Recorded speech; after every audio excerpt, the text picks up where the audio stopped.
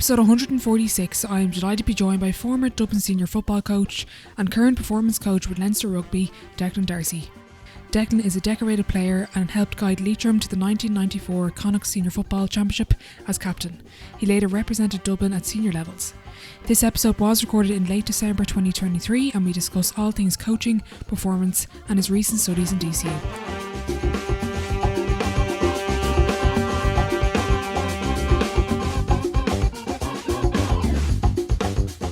Okay, hi Declan, thanks a million for joining me on the podcast. I've managed to convince a man that doesn't do many interviews to join me, so I'm delighted today. Well, thank you, Orla. As I said, we made our connection, and connection is important to me along the side of a pitch, a GA pitch as always, where probably the best connections are made. And I think I've seen your passion for the game as well. So obviously I'm more than happy to help you out or have a discussion around coaching anyway. Brilliant. What have you been doing? Most people would have heard your last maybe in 2019. A couple of articles as well came out about Leinster Rugby. But what have you been doing since then? Hiding away in your little hideout at the back, I think. I have my beautiful man cave in the back area, so I'm very lucky to have that. But no, I suppose I find it quite difficult when an athlete stops playing or performing, and then no more than a coach, which sometimes people forget as well. I found it hard to deal with the separation from the lads because I built up such a bond with them and connection with them. I found that difficult to rationalise in my head. And I reached out to Liam Hennessy, who was looking after us down to college, and my first initial reaction was to kind of, do something different, which is go back to college. And he told me to get lost. That I was on the rebound and I needed to find myself. So it was probably the best advice I did get. So I went off and I spoke to a lot of people that I knew and asked them for advice. And then things started to make sense to me and what I needed to do going forward. And first of all, I was lucky enough to have an introduction to Anya McNamara in DCU. So I signed up to do a professional doctorate in elite performance, and my why was around researching or actually finding out was there any factors at play with the Dublin team at when I was involved with it, because a lot of time we do analysis on when things go wrong, but something very special happened and I felt the need to kind of go back and research. And my concept, funny enough, is even though some people might see me as a little bit of a tough coach at times, but my research question was around care and how does it come alive and the value it has in performance. So that's where I went out. And then I continued to coach in Clonagale, which is really important to me as well. And also then I got an opportunity, because of the dynamic where I live, Leo Cullen lives in Sandymount, as does Andy Farrell and a lot of other rugby players. And he asked me to possibly get involved in some shape or form with the Leinster lads, which I was just absolutely blown away and privileged. So I sit there now currently as a performance coach with them, and very lucky to pinch myself to where I've come and where I'm at, but absolutely loving all aspects of life at the minute. And I'm a very, very lucky man. I'm very privileged. Very good. I heard a quote before. I'm interested as well. You're reflecting back on your time with Dublin. It was the day you look behind is the day you get caught, and it's a dangerous place. So I'm interested now, when you're researching and you're reflecting back, how do you reflect on it, and what are some of those early findings you've seen from your research and recapping of your journey with Dublin? Oh, what would whenever standing still is really, really important, because you have to be evolving. Every day is different, and performance in sport, like what happens yesterday won't happen ever again. And you got to keep moving on. And that's the exciting bit. Like, it's not a burden. Like, people think it's a burden. You have to keep moving because you get caught. I want to keep moving because I want to find out more. I'm curious. Where can I get better? Where's the opportunity? Where's the excitement? And that's what motivates me. And one of the things that I learned greatly with the Dublin lads, like, outcome was a result of processes or actions that you participate in. And if you spend more time focusing on those factors, well, then there's a higher chance that you will be successful. You're not You have no right to be successful, and not every team wins, or not every athlete wins. So you have to proportion your time and your investment diligently to know that there is a day that you won't win. But that doesn't mean all you've done is wasted. And those you've done it with, it's still very, very special and unique spaces that we operate in. And that was the key area for me. It's just a journey. It's not the destination. Something that always came up with Dublin was you never, I think Paddy Andrews said it before, Jim Gavin never mentioned the word winning, and I've heard you speak before about standards. How do you start then with a team and develop standards and going in and building up a culture from the beginning? Very difficult. Every group is different. So obviously, first of all, you have the sense check with the group that you have, understand their need and want. You have to have clarity in your own role, which I think was very clear to me. I had this thing, it was self-sacrifice for self for the person that stands in front of you. So I was quite prepared to do whatever it took for the person that stood in front of me. And that was without any questions or asterisks. That was just a given for me. So I was a facilitator of the needs of the person that was standing in front of me. So it's just a question of them figuring out what that need was. Once that was stated, well, then how are we going to bring this alive, and what way are we going to bring it alive? And that was really important, the way, as much as the how, because I'm a big believer in being the custodians of the game, and the game should be played in a certain way.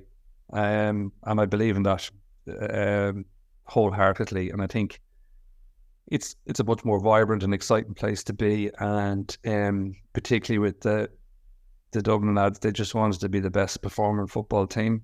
And they wanted to bring it alive. And they knew that if they did, they had a higher chance of being successful, but success wasn't really the fundamentals of what we were trying to achieve. It was a factor for sure, and obviously anybody that competes in sport wants to get the cup in their hand.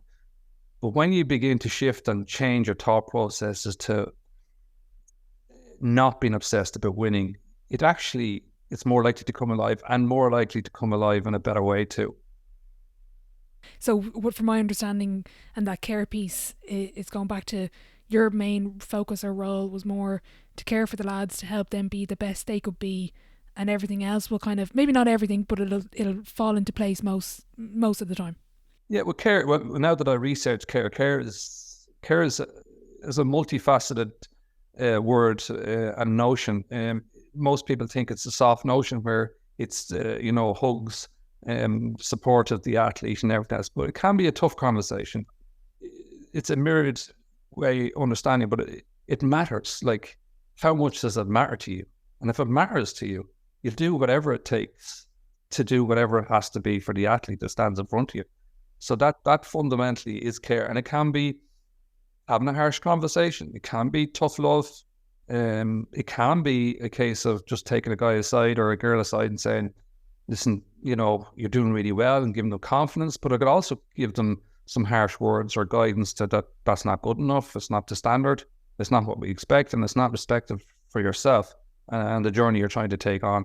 So there's a lot in it. That care piece, though, is certainly a major factor, and a major factor to my understanding of where I came from. And care came alive in connection, interpersonal relationships, my EI, my ability to listen, my ability to look. The most important asset a coach has is his eyes and his ears, not his mouth. Sometimes we forget that. You got to look and watch and observe, and you got to listen. And the least important part, maybe sometimes, is the talking. Okay, interesting. Well, I know you've worked with Ronan Conway. He's on my list to interview as well, and developing those relationships and the connectiveness. And I know he did a workshop on Lambay Island at one point. But for any coach that's listening at any level or in different sports, how do you then foster those relationships from the beginning when you've got a group of lads from what would have been your team, coming from loads of different clubs, different backgrounds? How can we foster those relationships early on in a team? Well, again, you can't coach an athlete unless you know the athlete. So you got to spend time understanding who they are, what their motivations are, what makes them tick, what upsets them, what annoys them, their support mechanisms, their family, the social backgrounds that they have, and invest deeply in that space so that you can actually have meaningful conversations with the athlete. Because if there's not meaningful conversations, then there's no real coaching or there's no real evolution happening. So you got to get to a space where meaningful conversations are happening. And how do you bring that alive? Well, you got to get to know the athlete. You got to spend meaningful time engaging with them so they feel your trust and that you actually do care about them and that you're not just there just to train. You're actually supporting the person as well as the athlete.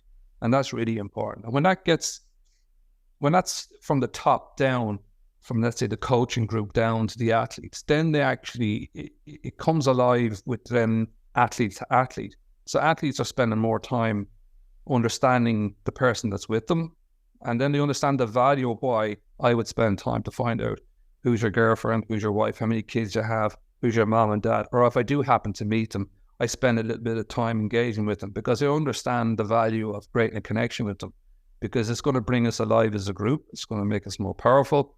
And ultimately, at the end of the day, when you're going to white heat battle and competition, you need to have those support mechanisms behind you and fully alive that they're behind you. You know they're behind you. It's not a notion that it's one or two fellas. Like when it's collective, now you have something that's very, very powerful. Yeah.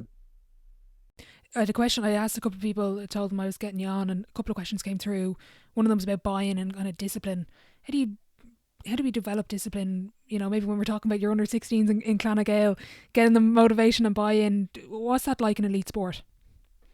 I don't like the word discipline in elite sport or any sport. It's, again, sport, the definition of should be an expression of a person's talent in a game that's coordinated or organised. And we all have a little bit of magic, and we all look at television and we see sport and we see this fantastic moment, and we all want to be that person. We all want to be the person that kicks the winning point or the winning goal or has that block or tackle. We all want that. And that's, I suppose, for us as coaches, is to try and allow those athletes that are participating with us to bring those moments alive for them. And they don't all have to be spectacular, but there's wonderful opportunities for it to come alive, and you just need to set the scene for that to happen. And I don't like the discipline. It's just the understanding of what the objective is here and the opportunity and the brilliance that's at play here for you if you want to engage with it. And that's excitement, that gets engagement, then our kids are motivated because now they believe that they can create that magic moment or something. And when it does happen, you celebrate it gratefully. And it's just a very powerful spirit. But sometimes we get confused about the task and we make it far too complex, too heavy, and we forget the essence of what sport is. And for me, it's an expression of someone's talent in whatever shape or form they want to bring it alive in their context to the game that's presented in front of them. That was actually a conversation I had with somebody I know recently. She's a coach as well, and her team lost a game and they were very upset. It was a big game. And she spoke to them and she said, look, girls, for a sport, for something that brings us so much joy, don't let it bring all this disappointment and being so upset, because there are days that go really well and it's kind of balanced. Like, I'm terrible at it, but I get really high with the highs and really low with the lows. How do you keep that like constant middle, or do you struggle with it as well, Declan? Not really. Early doors, I probably had to find myself that I needed to win to justify my existence in sport. I needed to be this type person.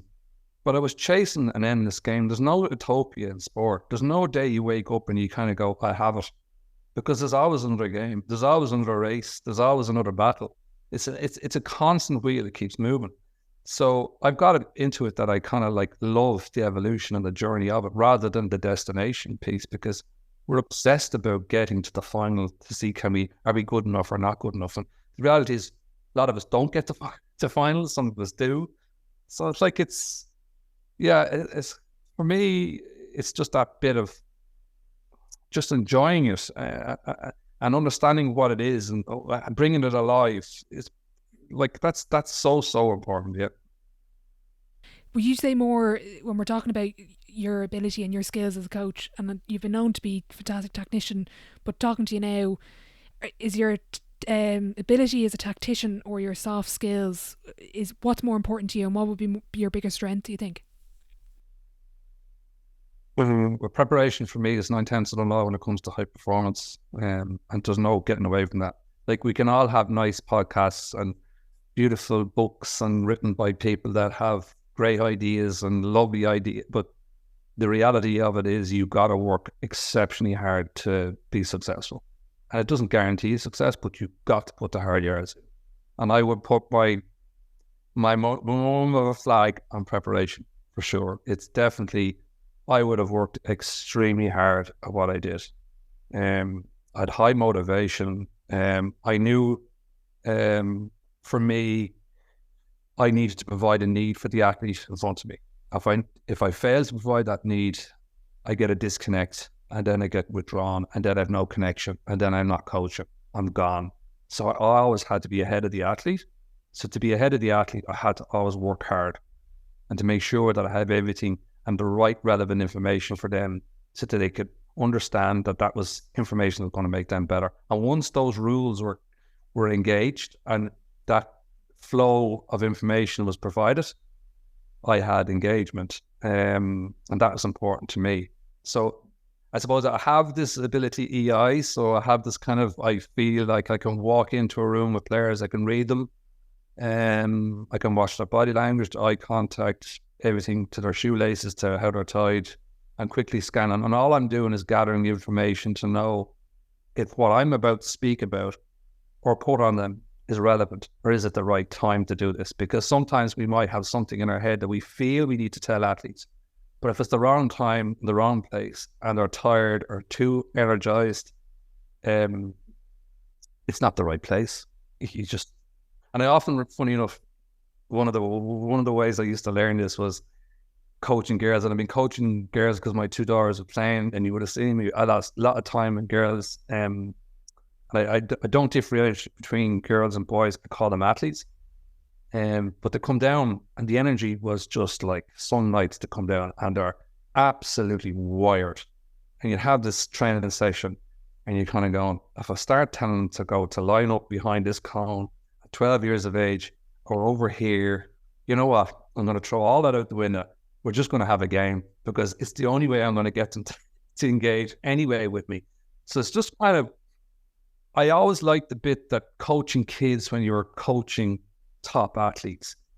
I thought it was it's a good learning for me, because at the end of the day, it brings you back to the essence of what coaching is. And kids are very innocent, and they say things and do and challenge you in different ways, but it puts a perspective on you. So when you go back to the bigger, you do kind of have a relevance of what actually fundamentally is at what play here. So I did like that. So my EI probably came from the challenges was presented to me through my coaching of young girls. But I do have that ability, and I think it's important for me to have that, because I can't coach correctly if I get the timing and the information. If I get those all wrong and it doesn't land, then I'm not able to coach. Because I remember you were the girls manager, was under 16, under 14, and then minor, but it was cancelled due to COVID. So it would have paralleled with your time with Dublin.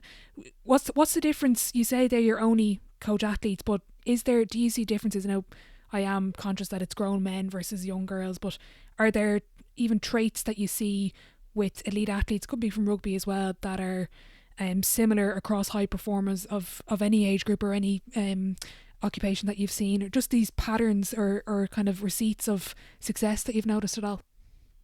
The one thing that's probably common across is that they have a deep passion for their sport.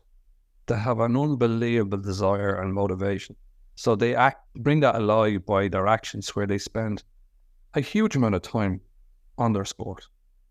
So we have athletes that might come out and say, I put as much time in as that athlete from that county, and therefore I should be this and whatever. But actually, that's perception and reality. Some athletes spend 3 or 4 times more than another athlete, and that's why they're excelling better. What you have to ask yourself is, why is that athlete prepared to go that length, to do what they do, to give themselves a chance? And I think I've noticed that it's just that passion that they have at the highest level to keep doing, to keep their nutrition, to have their sleeping pattern. Everything they're doing is built on where they want to get to, and the passion they have for their sport. And that comes alive by actions. And those athletes that have that inner passion, which I see with them in their sport, is more likely to come alive in their actions. And that's just putting in, the hard work, which there's no shortcuts. And people need to just understand this. There is no shortcut here. You have to work exceptionally hard if you want to get to be the best at your sport. So whoever's in your position, or whatever team is there, you have to be better than them. And again, I go back to Dublin. Our barometer was 10% better than everybody else. It had to be. That's the standard. You have to be always ahead of the game. And that's the challenge. But it was exciting. It wasn't it wasn't a burden. It was acknowledging, that's being humility, to understanding what you have and respecting it deeply, that you make the very best of what you got. You don't disrespect the position you have. You respect it gratefully. And by respecting it gratefully, you make the very best of what you have. And you continually to be excited by the opportunity and not the burden of, because some people find it a burden maybe to keep pushing on. I would see it the opposite, as being absolutely brilliant space. Yeah, and that's actually, you're a pro. I was going to ask you that. What do you enjoy about it? What gives you the thrill? But it seems to be that curiosity piece, that constant striving, that again you will reframe as somebody who might be in a similar space of, oh my God, I have all this pressure to continue performing, to continue striving, to continue everything I'm doing. Whereas you're like, I'm in a privileged position. I'm enjoying where I am. I'm enjoying that I have so much more to learn. It's kind of gone back to maybe the more I know, the more I realize I don't know. Oh yeah, and stop chasing the destination and live it. I think we want to get to the end line at the end of the race to see where we came, and actually we forget that actually the race itself is the magic, and the game itself is the magic, and participating and seeing you respond or experience something within a game. That's the brilliance. That's for me. It's not getting to when the final whistle goes and did you win or did you not win? There is obviously celebrations and feel good factor, both high and low, from losing or winning at the end of a game or end of a race. But we forget about the bit in the middle, which is the magic, is the game itself. And for me, it's living it and being in it, not to the end bit. We're missing the whole point. Just to celebrate the moment of actually participating and having the ability to participate in something is just a fantastic space. I think the end is probably an anticlimax for most, a lot of it. But once you're in the game and, you having to deal with situations or challenges that are put on you from a myriad of different complexities, whether it's crowd, whether it's referees or opponents, and you having the ability to be able to navigate and deal with them, not deal with them, respond to them. It's just and that's what excites me, is to see athletes in games time, for me, do something special or something magic. And for me, that's what I'm waiting for, those moments. And every athlete has the ability to perform a magical event in the game. And I'm just waiting for those moments to come alive. And I will celebrate them gleefully when they do. And I will tell those athletes, that was just, that is the essence of the game. That is it. And it's not always going to happen, but if you see it and feel and think about it, it's more likely to happen. And if you understand it better, it's more likely. But for me, that's really important. Yeah.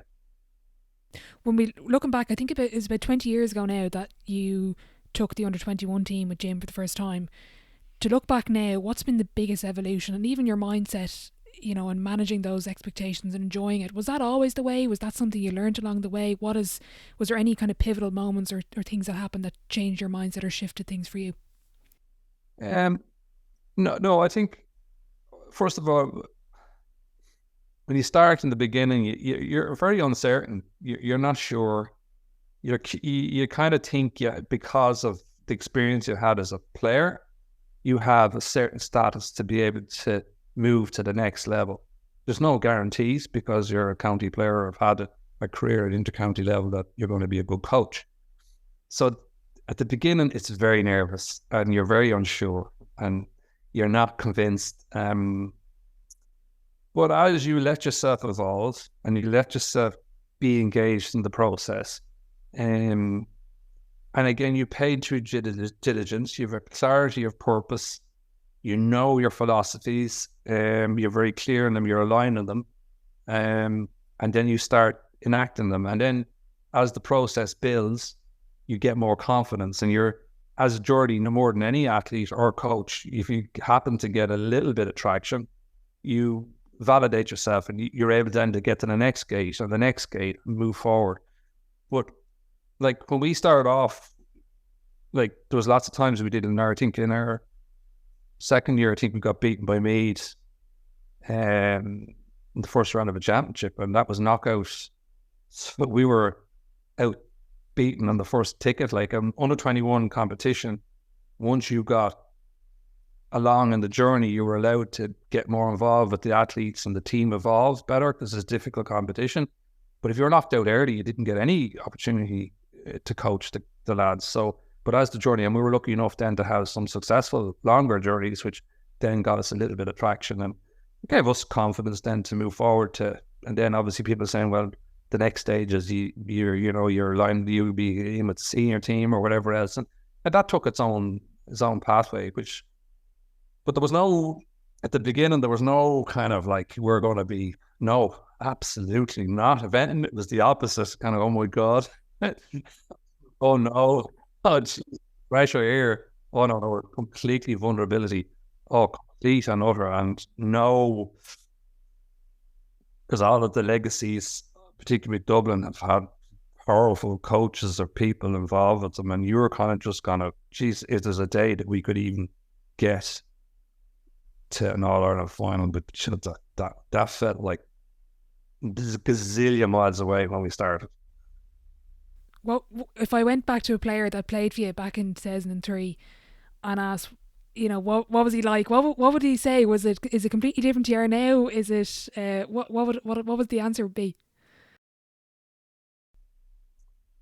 I think 2003 we beat. It was the first All-Ireland, I think Dublin won it under beat Tyrone and Avon. And Tyrone were after winning the senior title at that time. And Dublin hadn't really paid much attention to under 21 really at the time. And they were beginning to see the value of it. And we invested, and we had some really good footballers that day. But for most of them, Alan Broad would tell you, like, sure, we would have won it anyway, Dick. Without yourself at James. And look, I think sometimes coaches are overrated, but Alan and Conan Keeney probably would say that they probably had enough talent, that team, to win it. Maybe not, but that was kind of what they were saying at the time. But certainly it's, you spend time with athletes like I was lucky enough to, I suppose everybody would probably know my relationship with Johnny Cooper, and to a degree Rory O'Carroll, and there was a few others, because when I started again in 2003, I started also coaching at St. Bridget's at the minor level, which was, and there were 2 years out. I spent 2 years with Jerry McAdee with Bridges, and I first came across these athletes from other teams, which were Johnny Cooper from the Fina. We played them, we beat them in a county final, and then we lost them in a replay the following year. So I actually got to see them, and Rory O'Carroll and these younger lads at 16. So I actually knew them because of that process. I knew their DNA inside out. I knew their warts and all, because I'd seen them at a younger age, to know who they were and what makes them tick and what doesn't make them tick. And that was a brilliant space for me to gather knowledge and experience things and to have just an understanding of what's at play. But you're beginning to know the athlete, and you especially when you see a player at a younger age, you kind of know him more than you if you hadn't seen him play. So there was a high value to that, and I had seen that. So I was able to gather all those bits of information, and as I began to come across their pathways again, my relationship with Johnny Cooper was embedded. Same with Rory Carroll, because I knew them. I could see them when I remember when you were 15 and 16, I could see the same kind of traits that you're doing then are coming to play now. So it's just, that piece was very important, yeah. That was actually, I had Johnny Cooper on very early. It's coming up to about 3 years ago now, and his favourite quote was "Separation is in the preparation." And he was talking about habits, and I know who it is from now. I know it's from you. But when you're looking at that, like, I always love asking is, what's your definition or interpretation of success? I'm getting the sense it's those interpersonal relationships or those journeys that you see the lads go on, growing up from 15 to where they are now in their 30s, and they're finishing their county football. That's more. That you see that more as success than maybe winning a title. Oh, I think so. You could go back to Johnny Cooper in 2019 when the 5 in a row was on the line. He was probably, he's up there with being one of your hard-nosed leaders in the group, and he's off the pitch after 25 minutes. And now everything's on the line here. And straight away you're kind of going, if we lose this, probably a lot of this is going to rest on his head, which would have been completely unfair. And for him to experience that event and then to see the response of the team to him in game time, I think that was one of the most incredible performances that Dublin had put in, was the draw game, because everything was against them and they were really asked that question. It was all on the line then. How well are we connected? How well has all these things that we're doing out in Ambe Island, are they real or is it just all a bluff? And that was just brilliant to see the guys come alive and support a man that had led them to the weeks up to the game and back him. That comradeship, that friendship, that deep connection with each other coming alive.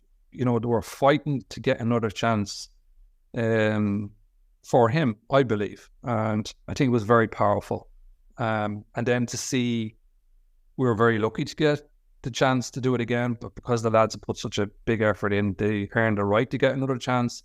And then for Johnny to validate that effort by performing the next day was just an incredible test of character for the group. And I fondly remember that.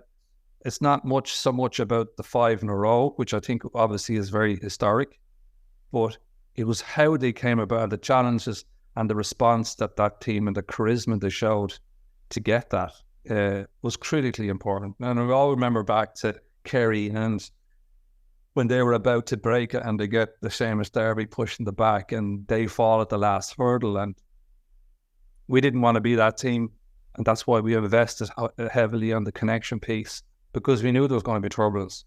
It's never a straight line.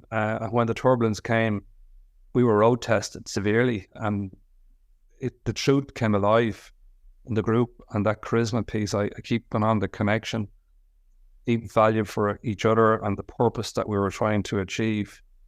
They didn't let go of it.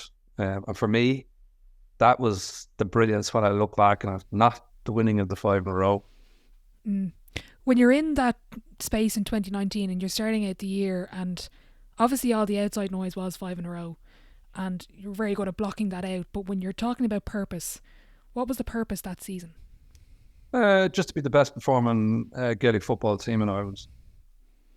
Building on the legacy, obviously, we met down in Cancor Park, where the first All-Ireland that Dublin have won, and the legacy. And the lads had spoke about, in 100 years' time, do we want to have people in this city talk about this team in the same way?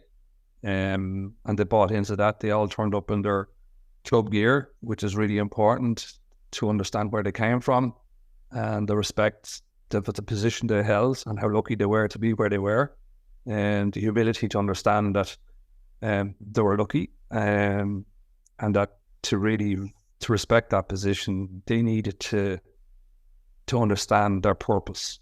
It wasn't a self-centered piece that they needed to win it for themselves. There was a bigger thing at play here, and they bought into it, and it was coming from themselves, and they seen the value to it. So there was the purpose, and then there was the higher purpose, and both worked in tandem with each other, but both were very, very important to bringing both alive. So that's the way they kind of managed to put it together. But it certainly wasn't. There was no talk about the 5 in a row. There there was talk about 5 in a row in a relationship of the media pressure or the noise that was outside. And in some ways, the group had to talk about it to just deal with it. But it wasn't the inner core of the group, in my understanding. Because don't forget, there was a lot of athletes or players playing that day that hadn't got 5 in a row. There was fellas looking for, one title. So it wasn't fair and reflective of the group. There were certain individuals who were chasing 5, but there was a lot of lads weren't. So we had to find what that was, and thankfully, I think we found a nice sweet spot that took a bit of the pressure away from that. Absolutely. What's it like for you now to watch Stephen, Michael and James make history with 9 each? Well, to be honest, it doesn't change my perspective on them in any shape or form. I'm probably delighted for them that they have a status now. To me, they need it, really. Look at it, it's an outcome of what they've done, which, to their credit, it deserves huge acknowledgement. But for me, to them, they don't need 9 All-Ireland medals. They're just class apart. Like Michael Fitzsimons to be on the B team in Coola at minor level. And I remember first seeing him playing at under 21 level, and we're playing out in UCD. And Michael always had this ability not to train well or play well in challenge matches, but he had this unbelievable ability to play when it mattered most. He was that athlete that would train poorly but play brilliantly. You often had it the other way around, where athletes would train or players would train brilliantly and then wouldn't perform.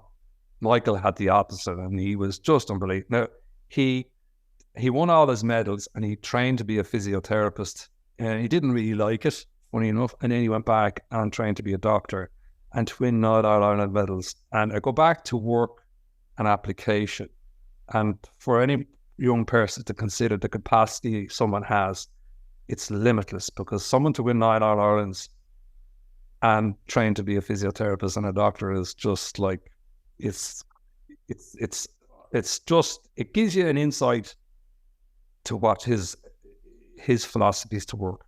But the other 2 books, like James, is just like we took him off. Now, Jim, myself would have had an argument over this. He played in another final, under 21 final against Donegal when Michael Murphy hit the crossbar. James actually played one of his better games, and Jim took him off, and he was livid over it. But for him to come from where he was as well, it's incredible. I think everybody would have known with Stephen, from the first day of meeting Stephen, like, he was just different. Yeah, he was just an obsessed, driven. It's just one of those unique athletes that you come across. You could see that nothing was unachievable for Stephen, and it's no surprise that he's still performing at the highest level. And don't forget, on my last year, he started, which is bizarre, when I was finishing my football career. In 2002. Yeah, so he transcended from a playing career, and he's still playing. Like, it's just beggars belief. But again, it's testament to the 3 lads, to their absolute, purpose to what they're trying to achieve and what way they want to do it. And again, I go back to the 3 of them. It's the way they've done it is the brilliance of it. It's not that they have, they got to 9. It's just the way they did it. They're just outstanding in every aspects of what they did, and really, like, incredible, decent guys off the pitch as well. Now, some people might argue with Stephen, because when you get him on a frosty day, he can be a bit, but he is incredible for what I've seen him when he's terribly decent. So, yeah, incredible guys. You mentioned Jim there. I didn't want to go too much into it, but when you said there about the argument, how did you find that dynamic, with the pair of yous? Was there a bit of good cop, bad cop sometimes? How did you manage that? I definitely think at the early doors, there was definitely good cop, bad cop. And I obviously probably got labelled a little bit bad cop. But we had a very unique relationship. Again, we finished our playing career and we were in South Africa, and Tommy Lyons tells us, or gives us the opportunity to coach the under 21 team the following year. And we were kindred spirits a little bit when we were playing. We had similar work ethic and we applied ourselves to the game similar ways. So we obviously had a bit of a connection anyway. But it was an incredible, it's very hard to put in words, the relationship. And trust. Trust is a very important word. And it's sometimes it's underestimated. Especially when you're at the highest level, because it's very hard to create support mechanisms around you so you can actually function well. But I think the relationship was really, really important. And it was very special. Very, very special. We had each other's back. It was just an incredible, I can't, it's very hard for me to explain, but it was incredibly, incredibly important. And it's still to this day, and I think for the rest of our lives it will be. But it was very, very important. Because when you go into the highest level of competition, there's a lot of turmoil, there's a lot of challenge, and you do need support mechanisms around you, your family, friends, or whatever else is around you to be able to make that come alive. And particularly within the group, your connection with the players, the trust, your coaches, it's massively important. If that dynamic is anyway a little bit off, there's frailties or opportunities for cracks to happen. But when it's strong, and you build on it and you understand it's a key fundamental strength that you have as a group, it can be very powerful, yeah. So I can't inertly. It's hard to put into words. It is. We never really fell out. We fell out once maybe when Jim actually was trying to coach himself, which is probably a bit of a challenge sometimes. And we were moving from one station to another and he got his timings wrong. And I was a bit annoyed that he didn't get it. He should have been where he was. And there was a little bit of banter over that. But other than that, no. It's amazing over that period of time. We never had, we had candor. But it was meaningful. And both of us knew that the conversation was from the right place. So it was deeply respected. But it was good. It was vibrant. It wasn't laboured. We were fully motivated and we were work. For both of us and for Jim, his work ethic is, I have never seen anything like it. Phenomenal. And it didn't bother both of it. His parents are from Clare and the hard nose. My parents are from Leitrim, and both of us got similar upbringing from the value of work and hard work. And it was very, very important that we had that understanding of it, and it didn't flinch on us one bit. That if we had to stay at it, we'd stay at it. And hard work was no problem to us. Both enjoyed it, but we enjoyed it. As I said, we were highly motivated, and we had a clear mission, and we wanted to. We had a good purpose, and it was really, really, really vibrant. Leadership groups has come up quite often. Different people have different approaches. I know a couple of people have spoken before that yourselves, you did have a leadership group. Who kind of, we're talking about that purpose, who defined the purpose, who drove it? Was that a balance of management and players and the leadership group, or how does that dynamic work in elite sport with having leaders? And everyone talks about the player driven teams. What's your interpretation or use of leadership groups? Well, I think the coaches are facilitators of the need of the athletes, so they need to define what that is, and sometimes might need to be guided to what that is, but ultimately they need to feel that it's coming from them, because then they're responsible for it. It's not the coaches put this on top of them, so then they can actually deflect. I was only told to do that. But actually, when it becomes yours, now you're accountable to your own actions. You said it. This is what you said. Now you're accountable to your own words. And that becomes really important. And when the athletes or the group defines that's important, because then they're accountable to themselves, not to somebody else. Which is now, the coaches can guide that. I think it's important. There is guidance, but it does need to come from the athletes.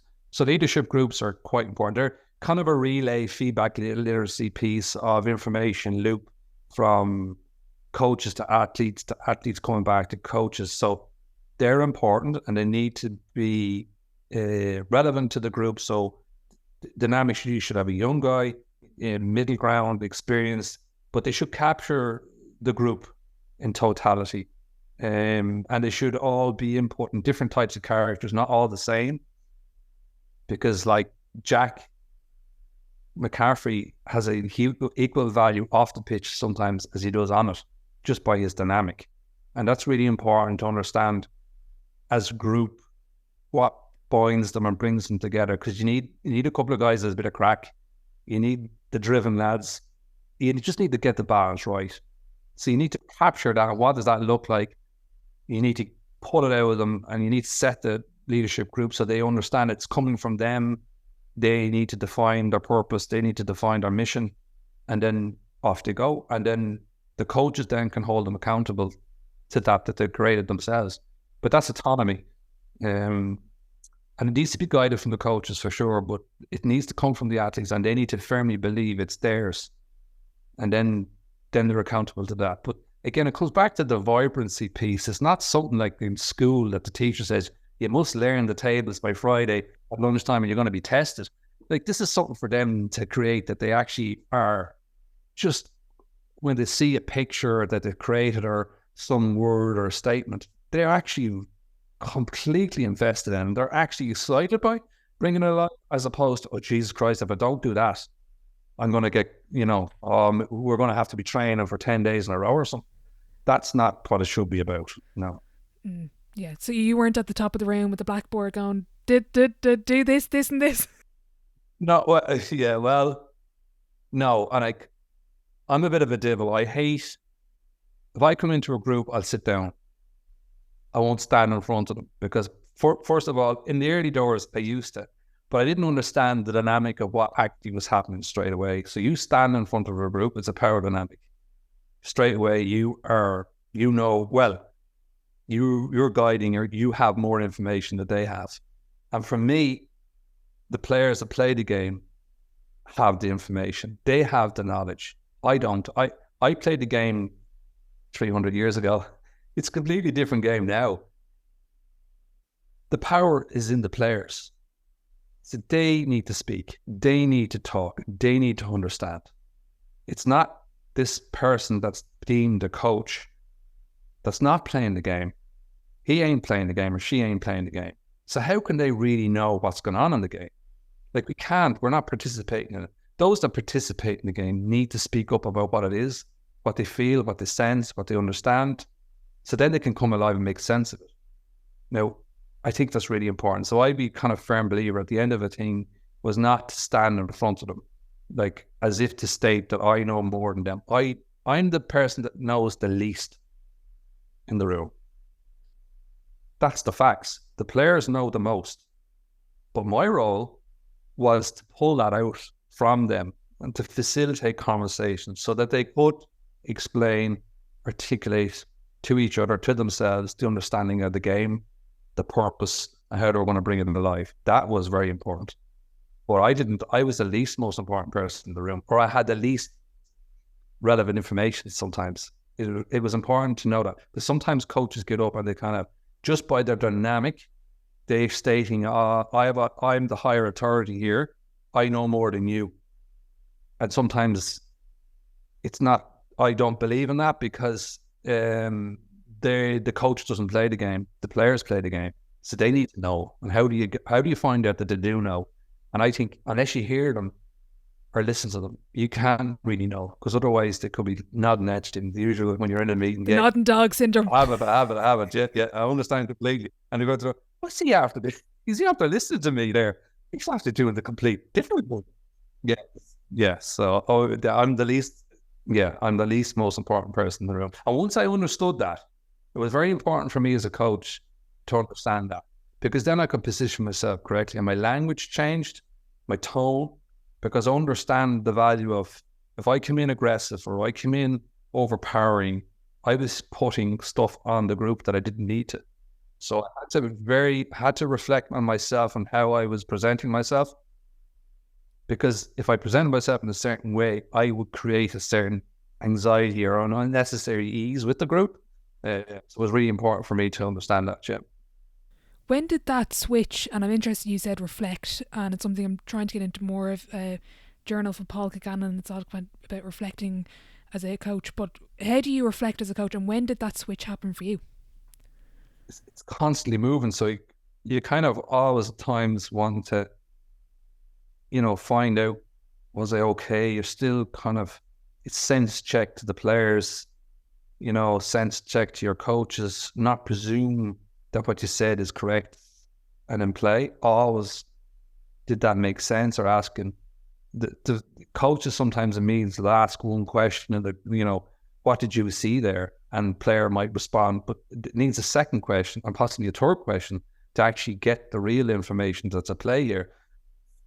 So it's quite, I wouldn't say there was an exact moment, but as we evolved, or as I evolved as a coach, I began to understand and clearly know my role. And this clarity of role is really important. And once I understood that, it's important. Now, don't forget, if I go down to the under-8s in Clonagale, I might have to be a little bit more deliberate and actually be up at the front of the group to tell them what needs to be done. That's a different stage.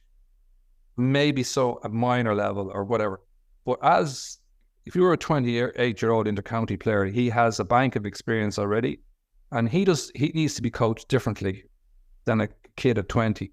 See, context is key, so you need to apply in a different way. So as we evolved as a group, we needed to shift as a coaching group, which we did. And we weren't the same as we were when we started. That's for sure. And that was probably us evolving to the group that was in front of us. And we needed it, because if we kept applying the way we were the first year to the seventh year, we wouldn't have succeeded, I don't think. The players would have blanked us. We would have lost our trust. And we wouldn't have functioned well. I think it would just broke down. So we evolved with the group. And they brought us along too. I have to say, I think the players themselves made us better coaches. No question about that. And that was brilliant. And we, like Stephen came at you, it was important to hear him, but the other players were really diligent in that group. And I think they made us better coaches, not the other way around. And the people might say, oh, the narrative is that the coaches made the group. And I actually think them players made us better coaches. Something I was fascinated with was the backroom team, and everyone, not in the way that everyone else was with the amount of people you had, but the characters that you brought in: Lisa Fallon, Fergus Connolly, Gary Keegan, Bernard Dunn. We'd already mentioned Ronan Conway. When you're bringing someone in like that, and I know you had other guest speakers in before, what do you look for when you're going into external characters, and what did the external people bring to the group? What did they bring? A different perspective, a different thought. It's more a 360 degree. Again, it was a sense check from us as well to making sure that what we were doing was okay, where we were evolving. And every year we had to be different. So sometimes by bringing somebody different in, gave a different perspective, a bit of thought. And even if it wasn't right, it was still a different look. And the players needed to see that we were always moving, then they had to move. Just because we won in All-Ireland wasn't good enough. That wasn't the purpose. The purpose was to keep getting better. It wasn't to win another All-Ireland, it was to keep getting better. So how could we keep getting better? Well, we had to keep challenging ourselves as a coaching group. We bring in other voices to hear them, to shift the dynamic, because sometimes, no disrespect, but no matter how you evolve as a coach, you're still the same voice. And sometimes you just need a different voice. And that's as simple as it is for the players to hear a different voice every now and again, to kind of shift it a little bit to kind of the same old. So they were important, and those key characters that you mentioned were, in their own uniqueness, were different, but all had an effect. And anybody that came into the group had an effect in the group. And some had longer periods of time with the group than others, but everybody had an effect. And then some might have hit harder and struck better. But everybody that we brought into the group had an effect. And that was really important. And some might deem that came into the group that you didn't mention, might say, oh, I wasn't successful, but I still think they had a value by just being there. And don't forget, I often say to coaches, like, you don't have to be perfect. You know, you have to show that you care and you're meaningful, and you're there to help them.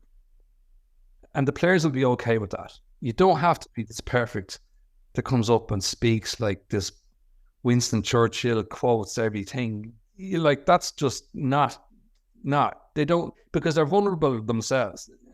And that's really important. You don't have to be perfect, but you do have to care. It does have to matter to you. You know, you know, to show to players that you really want them to be better.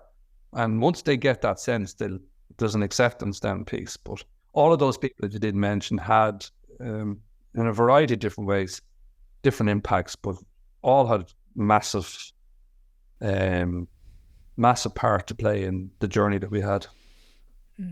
Who do you learn from, Declan? I know you previously spoke about you're involved at Bernard Jackman at a group over lockdown. Who do you learn from? Where do you look to learn from? Any books, podcasts that you like listening to? Not particularly. The learning lad, Trevor Regan, I like him. Tom Humphreys. There's a couple of things, but you know what the funny thing is? I needed to find out who I was myself. And the best podcast I did was through COVID, was interviewing my parents to find out who I was. And sometimes we don't know where we come from. We don't spend enough time on ourselves. Why did I have EI? Why did I have this? Why do I have this hard work ethic? Where did that come from? Did I just happen to have that? And I thought, I'm blessed to have my two parents. They're just absolute unbelievable inspiration to me. And I just needed to find out. And I did. And I couldn't believe it was the most powerful podcast that I ever done, or book I read. It was just listening to my parents. And I started off asking them, I just put down the iPhone and I said, what was Declan like when he was 4? I hadn't a clue what it was like before. And then my dad telling me what I was like when I played my first match. And of course, that was the worst question I ever asked, because I don't know if he's giving me a day's credit for anything I've ever done in my life. I got the full bore. You hardly touched the ball. You stood out in the corner, the usual crack. So, but it was just brilliant. And so learning from the people that are around you and the closest, you don't have to go. Sometimes we don't have to go to these mad places to find out who we need to find out. I think firmly you have to believe in yourself and understand yourself, who you are, and be okay to be who you are. I think that's really important. And just be you. And you have to invest in yourself to understand that. And I think for me, I put my parents down and my family as to the people that I learned an awful lot about myself, actually, funny enough. And I just needed to take a little bit of time to ask them those questions. And I got gold back every time. It was incredible. Wow, that's very powerful. That's probably the most unique answer I think I've had here to date. For you, Declan, you mentioned you're involved with Leinster. I'm interested in what motivates you now at this point, after all the success you had with Dublin, that whether you view it as success helping all those lads to go on their own journey, but as external success that people will measure with 6 All-Ireland, 5 in a row. What motivates you now to continue working in elite sport and helping Leinster Rugby? It's a good question, but because I often say I always said to the lads, never stand still. And it was a key philosophy for me when I was with that group. And I remember Brian Felton asking me, Dick, what, you're 50 years of age and you're going back to college? Are you off your rocker? And I said, I am. But I did say to you, Brian, never stand still. And actually, by me doing what I'm doing, I'm walking the talk. So I'm enacting my words, which I think is really important. And again, it goes back to that respect. I have deep humility for the opportunity I had, and respect. I was exceptionally lucky. I worked exceptionally hard. I don't deny that. But I was very, very lucky. And I want to respect that luck by continuing to make the very best of what I have, and not just go away and say, I did this and I did that. I think that would be a missed opportunity for me. And for me, I think to respect it, and the humility to understand it, and how lucky I was. I think to really value it is to just keep searching, being curious, grabbing any opportunity that comes your way, and just making myself, just enjoying that journey. Because there is no end. There's always constantly evolution, and I'm loving it, and I'm very, very lucky. I have to say, I am, but I'm deeply respectful of this position. And respect is often put up, and sometimes it's like a handshake or something like that. But to me, it's an awful lot deeper than that. And that's, for me, is just the opportunities and the journey I've had. For me to really respect it is to just make sure that I make more of it, and I continue to move on. And that's really important to me. And I kind of see that as a clear purpose for me. I like it. And I'm really enjoying the opportunities that I've been given. So I'm very respectful for it, yeah. The last question before I move on to sideline 7 is, what's the most underrated skill in the game, Declan? Is there anything that we're overlooking as coaches? I think the fundamental for me, 12 years of age, if you get a kid at 12 that can catch the ball over the head and kick the ball left and right, you've done a really, really good job. That's, for me, is number one. The next stage is to get them to understand the game. So we apply skills acquisition, and we have drills, and we have everything lined out. But the missed skill is teaching the kids how the game, what are the key fundamentals of the game, so we can play it and play it really well. So for me, the fundamentals of the game's kick out for, kick out against, transition with the ball, and defense. Like, there's key fundamentals. And do we understand the factors at play to bring those alive? And the one thing that annoys me about the game at the minute, there's not enough kick past. And particularly now, what I'm seeing with girls football, it's nearly like basketball. It's hand pass, and it could be 15, 20 hand passes in a row before there's a kick. And now it's coming in. It's embedded in the lads in Crow. You go to Crow Park, you see they all retreat, and then it's like a game of basketball, theoretically speaking, and it's hand pass, very laborious. Now, teams are applying the tactics, and obviously teams respond to those tactics by playing in a certain way. But I think for kids, it's to understand. I think the missed skill is to make them understand the game. Now, the reason that the coaches need to know the game, you need to know the game inside out. Again, as I kind of know, because of my experience, 54 plays, in general, in an adult game, 54 plays, 89% of plays are just kick or four against, turnover ball, 2 throw-ups, which Dublin have won 2 All-Irelands off 2 throw-ups, is know the game. And if you, the coach, know the game and the way it plays, you can coach it. But unfortunately, if you go to any of the courses, it'll show you drills about how you should kick and block, which is the fundamentals, which I think are really the skills. But the game, how does the game, and I think that's a skill in itself. So one thing annoys me, you'll have these small tackle boxes or small-sided games, which if coaches think it's very competitive, but it narrows their focus. They're not lifting their head. They're playing on a small pitch. And if you repeatedly do that over and over again, when they go to a big game on a Saturday, they'll end up playing the game in the exact same size square because you have actually programmed them to do that because they have the ability to lift the head. There's no kick in the game. If you look at any warm-ups as well, how many kick passes are in warm-ups? So you're already programming the kids or the athletes to perform in a certain way.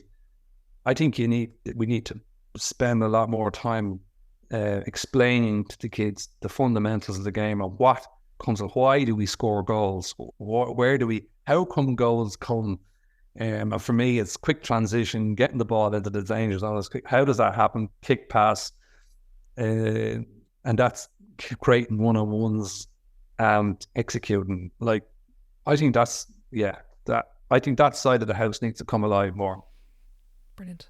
I'm going to move on to sideline 7. Declan, I could talk to you all day. I've so many more questions. Question 1, what's your favourite quote? Are you a quotes man? I'm getting mixed messages. Are you?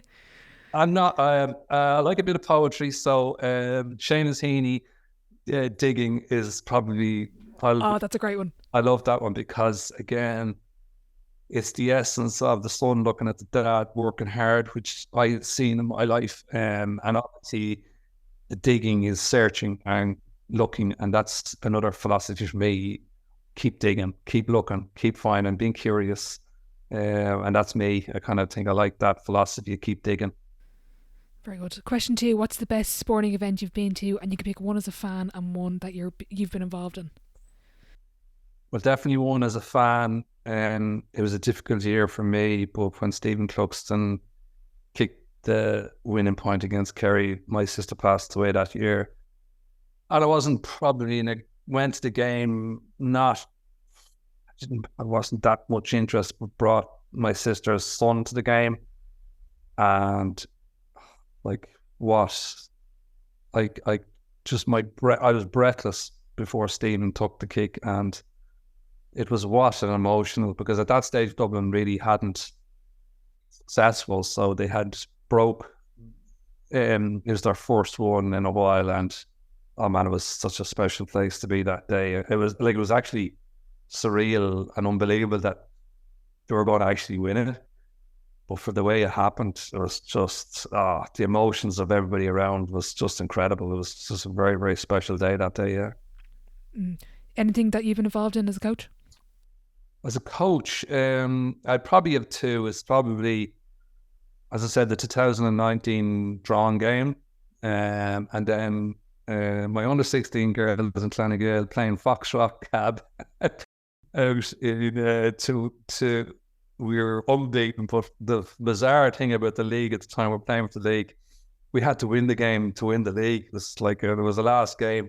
But Nafina, if we had to lose, because the dynamic would have won the league, they were all the first side of the pitch. They turned up at the game, and the pressure was unbelievable, palpable on the day. But the girls are just unbelievable. I was so proud. They was just, yeah, they were fantastic. Because again, Clanagale were never kind of designed to be winning too much, really, and they were playing the powerhouse Foxrock, and to beat them out there, and for them to get a little bit of I know it's not about winning, but that day it was very important for that group, and so I was very proud of that day too. Brilliant. Question 3: what's been the biggest setback or challenge so far in your career, and how did you react to it? Oh, I suppose the most populous one would probably be, I remember as a club player playing with a club team in Leitrim, and we lost 3 county finals in a row. That was very hard. And then funny enough, we won 3 in a row. It was because, yeah, so the resilience it built up, we would never have won the 3 without losing the 3, but that was tough. But the toughness of it made us better. And then obviously 2014 as a coach, the euphoria of being with Dublin, and then to be for any given day, and that's the essence of sports. No matter what you do or what you have, it can be taken away from you. And then, like as championship does to us all, when it happens, it's very very painful, and it was difficult. And we were in the full glare of the eye at the time, and there was an awful sense of from us coaches, and for me personally, we conceded 3-14 that day, and I felt a lot of responsibility for that, if I was being honest. So maybe unfairly or fairly, whichever way you want to look at it. But I found that very difficult to deal with. But again, like similar to the 3 in a row, I don't think we would have won the 5 only because of that. It certainly grounded the group, and it was a very powerful learning for us. We took it that way. We didn't judge ourselves. We didn't break our philosophies or our understanding or devalue ourselves because of it. We tried to understand what it was, which we did, and we understood the dynamic of what was being presented now to us. And then after that, it became, yeah, like it wasn't difficult for us to deal with that sort of tactic that was put up against us because of it, you know. So, but it was hard at the time, and there was a lot of deep self-reflection, myself and Jim. It was difficult, yeah, and it does knock your confidence, especially at that level. You definitely begin to self-doubt yourself. Where's the next stage, or where you going? How are you going to get yourself back up on the horse? So, but there was a lot of motivation from it too, as well. So there was positives. You can take it whatever way you want, but that was tough. That was hard for me now, personally. Yeah. On the flip side, then, what's been your biggest achievement on or off the pitch to date? What's my biggest achievement? I don't know if I have that. I feel my biggest achievement is just being me. I'm happy. I'm not egotistical. I'm not. I'm just happy in my skin, and because of all the experience I've had, I reflect meaningfully. I have a deep value to connection. The people around me, I value greatly, and you know, I think it's just being me, and I'm okay with being me. It's funny to say, it kind of feels like as if it's egotistical that, but I just being me, and I don't have to be perfect. I've figured that out, that I thought that I had to be this or that. I don't. I just need to be me and be okay with it. And if it's good, it's good, and if it's bad, it's bad. That's okay too. But just being me, I think, is the biggest achievement, and I'm happy with that. And again, it probably does sound egotistical, but I hope it doesn't come across that way. But I think, it's important. And I think it's important for others as well to spend more time on themselves, because I think it is important. We miss that. We miss the most important pieces ourselves sometimes. Yeah. Final question before I let you go. You've been very generous with your time. We're nearly chatting for an hour and a half here. Declan, if your life was a book, what chapter would this be called? If my life was a book, yeah. I don't know. I don't know where. Is it current position now? Yeah.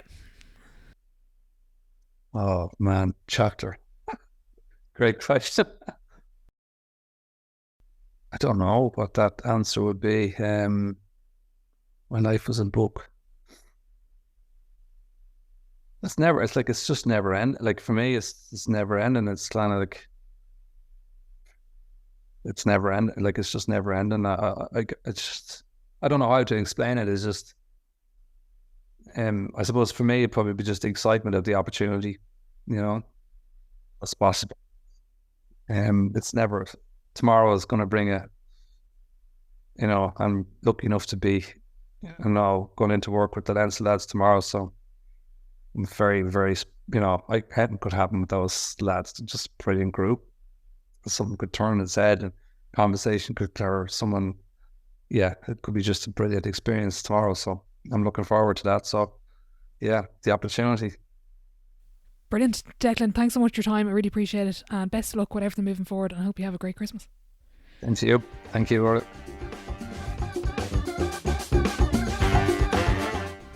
A massive thank you to Declan for joining me on today's episode. I thoroughly enjoyed our chat and I hope you took something away from it. If you did, please do let me know over on social media at The Sideline Live on Instagram and X. I'd love to hear your thoughts and feedback on the episode. If you are a regular listener, please do consider leaving a rating and a review on Apple Podcasts and Spotify, as it does help the show grow. As always, thank you for listening and I'll catch you in the next one.